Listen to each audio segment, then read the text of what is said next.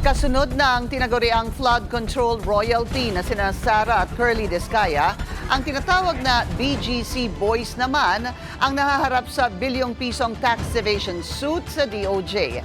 Pagtitiyak ng BIR, higit 200 pa ang masasampulan. Yan ang agenda report ni Hannah T.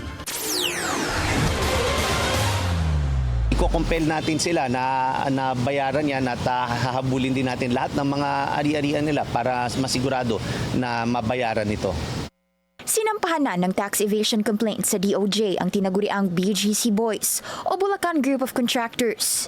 Yan sina Henry Alcantara, Bryce Hernandez at JP Mendoza na may higit 1.6 billion pesos na tax deficiencies mula 2020 to 2024.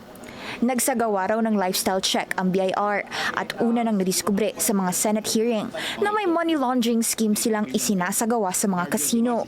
Gumagamit daw ang tatlo ng aliases para makapasok sa mga ito at mula 2023 nakapagtala sila ng 950 million peso worth of gross gambling losses. Ilan sa kanilang cash to chips at chips to cash transactions umabot pa ng higit kumulang 1 billion pesos.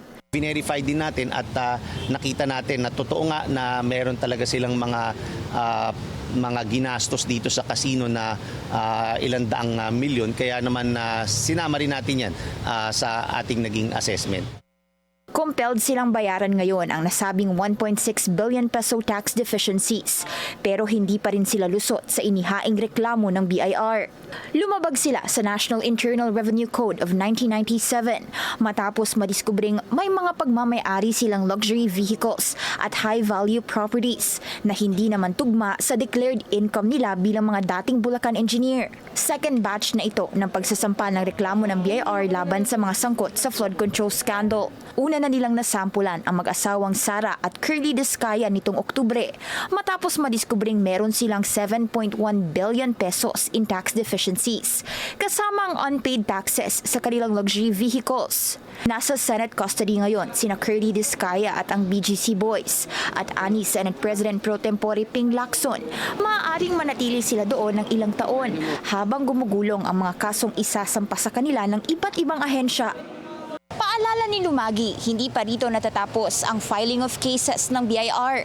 Katunayan, higit kumulang 200 individuals na posibleng sangkot sa flood control scandal ang minamata nila ngayon. Kasama raw dito ang mga senador at kongresista.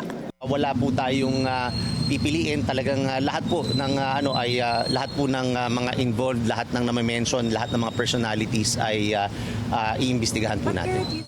Una nang lumitaw ang mga pangalan ni Senators Joel Villanueva, Jinggoy Estrada, Cheese Escudero, former House Speaker Martin Romualdez na tumanggap umano ng mga kickback sa flood control projects.